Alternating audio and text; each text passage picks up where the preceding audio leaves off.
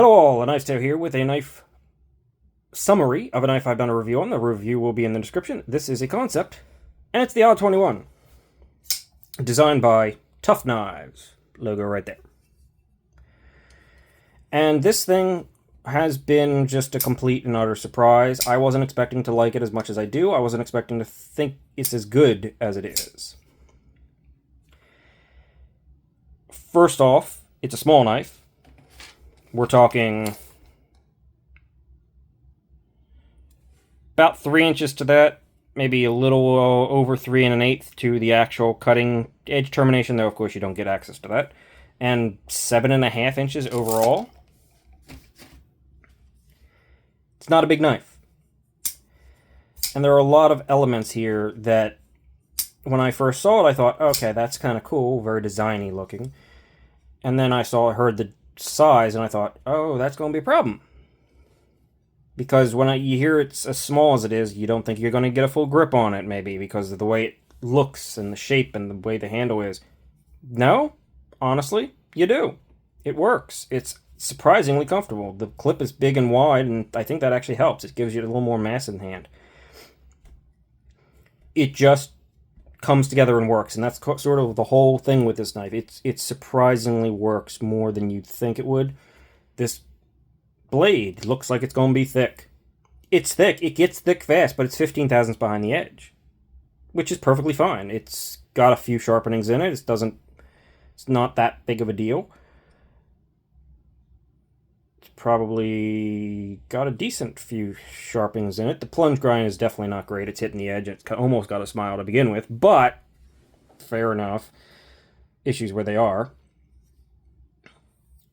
But it's not as chunky and stubby and unusable as maybe it looks, especially in pictures. That's what I found myself. I found myself saying, it's cool looking, but is it any good based on what I saw in the pictures? And it's thinner than you'd think it might be looking at this chunky blade from the side. It's more accommodating than you think it might be looking at this small handle. It's just cleverly designed to sort of work. So credit where credit is due. I did think I said it was on bearings, but the bearings and the action are really good, right? It's drop shake shot, but smooth, but the detent is so strong on this one in like the best way. Even the front flipper, it snaps and pops, and it's really good feeling. And when it closes, you can feel it reverberate through the handle. The close, it's got that much of a pop into the detent. It's really good feeling. Let's see. We have flipper and front flipper, and the front flipper is jimped all the way around, and it is textured.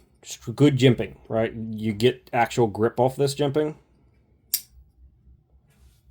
Not too much. It's not super aggressive, but you definitely get some grip off of it. I also want to mention that it is contoured titanium with the titanium backspacer. So you could stop here, and that would be a quick little summary of this thing. It's not the lightest of knives, but it's good, and especially coming in at, I think these things come in at sub $200, just barely under $200, if I remember correctly. Maybe $189 or something like that, or $198. Who knows, right? It's just sub 200. You're definitely getting your money's worth here, right? It's not doing anything amazing in the terms of just another titanium frame lock, but it's thick titanium, 20 CV, good execution, great, surprisingly great quality knife, and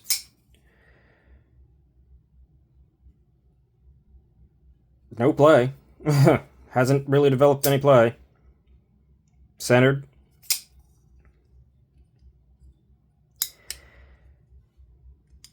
There are a little bit of weirdness things going on here. And I've noticed lately, or recently, that I think that happens a lot with the Tough Knives designs. I don't know if it's something that's not fully thought out in his designs. Maybe it's his design language, or it's how the companies that he licenses his designs or sells his designs to executes them. Just some peculiarities, like this one. The variants of this knife. Flame tiger stripe banner with holes and a plain blade. You think, okay, well, maybe one that's a little bit more plain. Well, you can get a plain titanium. I think there's even one without holes, one or two. But you get Kansept's Damascus blade on those, or a coated blade on those. It's just like, but I don't want all that, but you're getting all that. That's kind of how his designs tend to go. In the design element, we could use a little bit more cutout. The lock bar, you're kind of having to approach it from an angle, not from the side. It's a tight lock bar too, because it's just, I mean, it's a big thick piece of titanium. But it's fine. And then, if you'll notice, oh, it's TA hardware, all construction, all the way around, except for the lock bar insert. But for some reason, these are bronze. Why? Nothing else on this knife is indicating that. I mean, there is a black and bronze variant. That would make sense. But why are these that color? It's weird little funny things like that tend to be, I've noticed, at least in my experience, in his designs. I just got done with the Vosteed Psyop, and I kind of saw the same thing there. It's, overall, it's a good knife, possibly better than you might expect. And reasonably priced. But there are some peculiarities that I think you should be aware of going into the knife. That said, I still very much recommend this. This is really quite good, especially if you like smaller knives. But again, it's not the lightest thing ever. The only milling is basically the holes. Otherwise, it's just solid titanium. So, the Odd 21 is a very interesting and very good knife. Very unique design. Very fun. And it surprised me how much I like it. But you could also say that there are a few strange decisions being made. Whether that be by the maker and designer or the companies that produce them. Often you find just little quirks. However, I think this one's worth looking into despite the quirks, right? This is, well, a lot of his knives are, really. They overcome it by being just good and fun all the way around. That's what we're doing here. So, that is all I really have to say for a quick little just summary. If you really want to see more, the summary, the full review is going to be down below. That's where I go into more depth and more thoughts about different little things. And more specs. So, Odd 21. That's all I have to say.